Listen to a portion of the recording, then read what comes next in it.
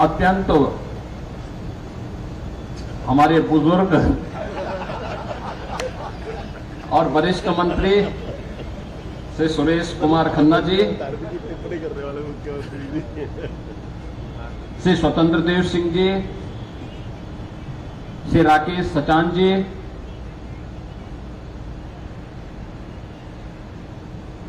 श्री दयाशंकर सिंह जी,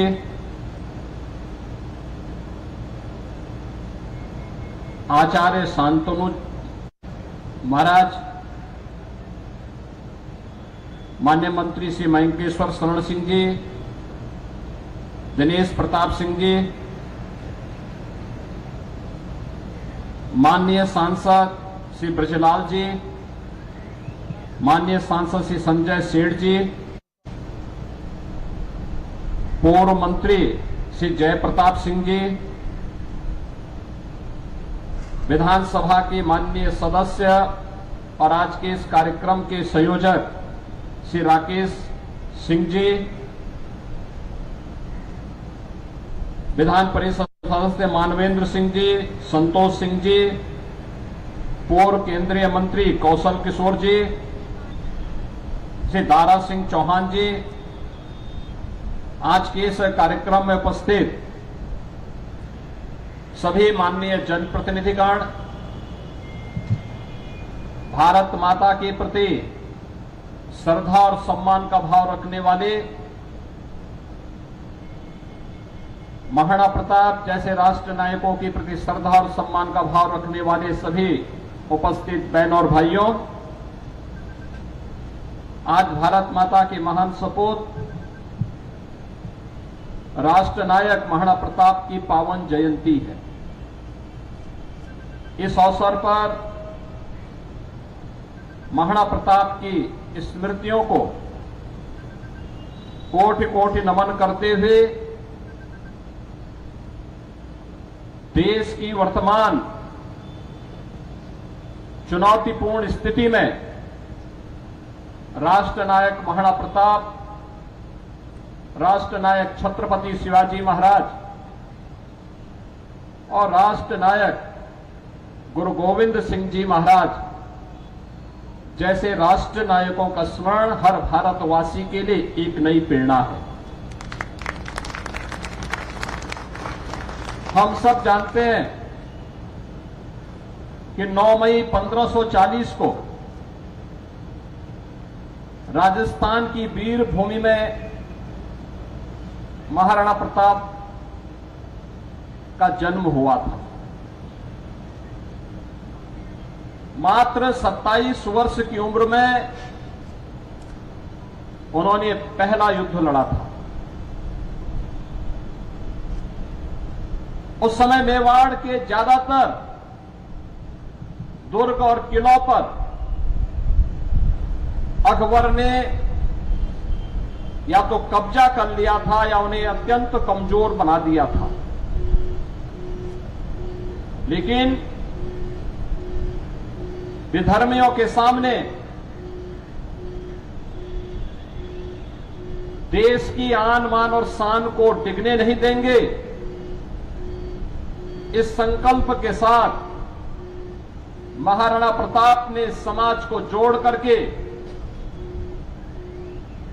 भील, मीणा और उस समाज के अंतिम पायदान पर बैठे हुए वनवासियों को, गिरवासियों को, समाज के प्रत्येक तबके को जोड़ करके उन्होंने जो लड़ाई लड़ी, हल्दी घाटी के रूप में 1576 में लड़ी गई वह ऐतिहासिक लड़ाई, और उसके उपरांत जो भी युद्ध उन्होंने उस कालखंड में लड़े थे, सब में विजय प्राप्त करते हुए अंततः अकबर को पराजित करते हुए अपने सभी दुर्ग और किलों को वापस लेकर के उन्होंने भारत के आन मान और शान की रक्षा की थी। इसके लिए उन्हें लंबे समय तक जंगलों में भी दर दर की ठोकरें खाने के लिए, घास की रोटी तक खाने के लिए मजबूर होना पड़ा था। लेकिन वह कालखंड था संगठन का। देश की सैन्य शक्ति को मजबूत बनाने का उन्होंने प्रखरता के साथ इस कार्य को किया। भामाशाह जैसे दानवीर उन्हें प्राप्त हुए। उस समय के उन्होंने भीलों को, मीनाओं को जोड़ करके सामाजिक संरचना को इतना मजबूत बनाया कि अंततः अकबर की लाखों की सेना महाराणा प्रताप की सेना के सामने नाको चने चबाने के लिए मजबूर हो गई। हिंदुआ सूर्य के रूप में महाराणा प्रताप की जय जयकार उत्तर से दक्षिण तक पूरे देश के अंदर छा गई। और आज भी जब देश संकट के दौर से गुजरता है, राष्ट्र के सामने कोई चुनौती आती है, महाराणा प्रताप का स्मरण हर भारतवासी कर उठता है। छत्रपति शिवाजी महाराज का स्मरण हर भारतवासी कर उठता है। गुरु गोविंद सिंह जी महाराज का स्मरण हर भारतवासी स्मरण करता है। उन सभी राष्ट्र नायकों का स्मरण करता है जिनके त्याग से, जिनके बलिदान से इस राष्ट्र को एक नई संजीवनी मिली है। मित्रों, महाराणा प्रताप का यह जन्मदिन आज अत्यंत महत्वपूर्ण हो जाता है हम सबके लिए। आप देख रहे होंगे 22 अप्रैल को जो शरारत पाकिस्तानी आतंकवादियों ने पहलगांव में हमारे पर्यटकों के साथ किया, जिस प्रकार की बर्बरतापूर्ण और शरारतपूर्ण कार्रवाई की थी, उस आतंकी कृत्य की हर भारतवासी ने निंदा ही नहीं की थी, बल्कि पाकिस्तान को सबक सिखाने की भी ठानी थी। और प्रधानमंत्री मोदी जी का जो संकल्प था, हमारे बहादुर जवानों ने, तीनों सेनाओं ने पाकिस्तान को का करारा जवाब देकर के आज आप देख रहे होंगे किस रूप में अलग थलग पड़ा पाकिस्तान आज दुनिया के सामने कराहता हुआ नजर आ रहा है। आपने पाकिस्तान को बेशर्मीपूर्ण चरित्र देखा है कि जब भारत की कार्रवाई से आतंकवादी मारे गए, उन आतंकवादियों के जनाजे में पाकिस्तान के शीर्ष सैन्य अधिकारियों की उपस्थिति, पाकिस्तान के राजनेताओं की उपस्थिति दुनिया की आंखों को खोलने वाला होना चाहिए कि पाकिस्तान आतंकवाद को प्रश्रय ही नहीं देता, बल्कि आतंकी गतिविधियों में सीधे सीधे लिप्त है। और उसकी संलिप्तता इस बात को दिखाती है कि पाकिस्तान अब अपने वजूद के लिए जूझता हुआ दिखाई देगा। हर भारतवासी का दायित्व बनता है इस समय हम भारत की सेनाओं के मनोबल को बनाए रखने के लिए, देश की सुरक्षा के साथ कोई भी अगर शरारती तत्व किसी प्रकार की शरारत करता है तो पूरी सजगता और सतर्कता के साथ हम सबको भी अपनी सेनाओं के मनोबल को भी बढ़ाना है, सुरक्षा बलों के साथ भी खड़ा होना है। साथ साथ किसी भी उस शरारतपूर्ण कार्रवाई को जो सुरक्षा में सेंध लगाती हो उसको बेनकाब भी करना है।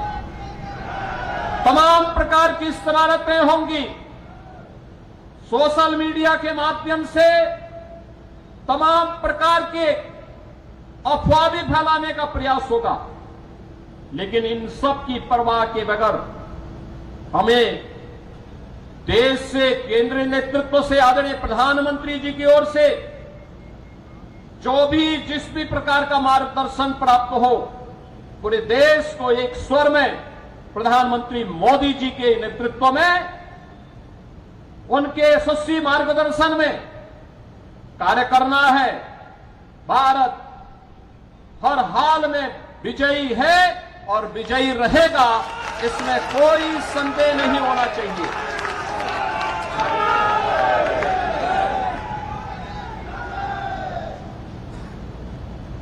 बहनों और भाइयों, महाराणा प्रताप की ये जयंती हम सबको एक नई प्रेरणा प्रदान कर रही है। हर भारतवासी इस चुनौतीपूर्ण समय में भारतीय सेना के साथ उनके मनोबल को सैन्य अधिकारियों और पूरी सैनिकों के साथ कदम से कदम मिलाकर के सहयोग करने के लिए तत्पर होगा। इस विश्वास के साथ मैं धन्यवाद दूंगा विधानसभा के माननीय सदस्य श्री राकेश प्रताप सिंह जी को, जिन्होंने संकल्प लिया कि इस चौराहे का सुंदरीकरण हो, मूर्ति को गरिमा और गौरव के साथ, यहां पर सम्मान के साथ इस मूर्ति के रखरखाव की व्यवस्था की जा सके।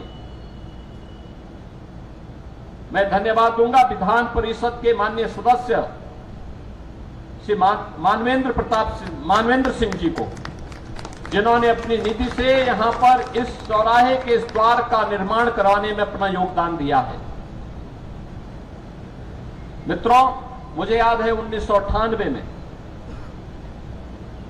इस चौराहे पर मूर्ति की स्थापना का प्रस्ताव, उस समय स्वर्गीय बाबूजी कल्याण सिंह जी मुख्यमंत्री थे और तब प्रस्ताव मैंने ही दिया था, मैं सांसद था। 3 मूर्तियां हम लोगों ने बनाई थी उस समय संस्कृति विभाग से महाराणा प्रताप की। एक मूर्ति लखनऊ के चौराहे के लिए, एक गोरखपुर के लिए और एक प्रयागराज के लिए, और तीनों स्थानों पर श्री नरेंद्र कुमार सिंह गौर उस समय संस्कृति मंत्री के रूप में कार्य कर रहे थे। उन्होंने, डॉक्टर गौर जी ने इन तीनों मूर्तियों के लिए सहमति दी। मूर्तियों की स्थापना का कार्यक्रम हुआ। मैं स्वयं भी उस कार्यक्रम में यहां उस समय मौजूद था, जब कल्याण सिंह जी के करकमलों से इस कार्यक्रम को यहां पे संपन्न कराया गया था।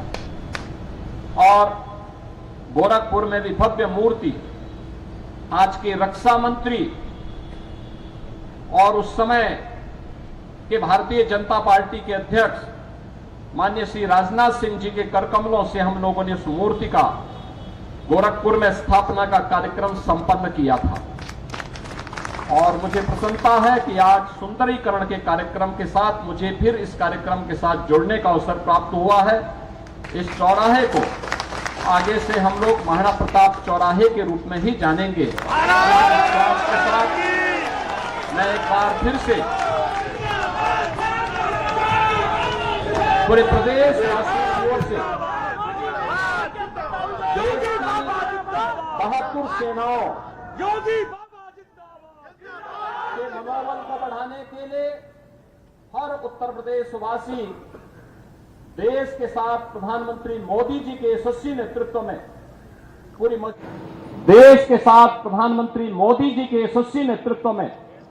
पूरी मजबूती के साथ खड़ा होगा।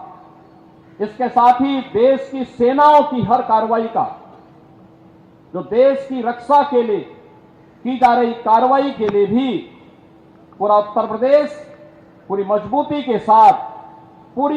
के साथ उनके मनोबल को बढ़ाने के लिए अपना योगदान देता रहेगा। इस विश्वास के साथ मैं एक बार फिर से महाराणा प्रताप की जयंती के अवसर पर उनके श्री चरणों में कोटि कोटि नमन करते हुए महाराणा प्रताप का यह यशस्वी जो उनका व्यक्तित्व था, उनका कृतित्व था, स्वदेश और स्वधर्म के लिए किस प्रकार का त्याग और बलिदान आवश्यक है, उसकी जो प्रेरणा देता है, यह प्रेरणा वर्तमान और भावी पीढ़ी के लिए भी सदैव पाथेय बने रहेगा। आप सबको मैं इस अवसर पर एक बार फिर से जयंती के अवसर पर बधाई देता हूं, अपनी शुभकामनाएं देता हूं। धन्यवाद। जय हिंद। मेरे साथ बोलेंगे भारत माता की, भारत माता की, भारत माता की। महाराणा प्रताप, महाराणा प्रताप। मैं अनुरोध करूंगा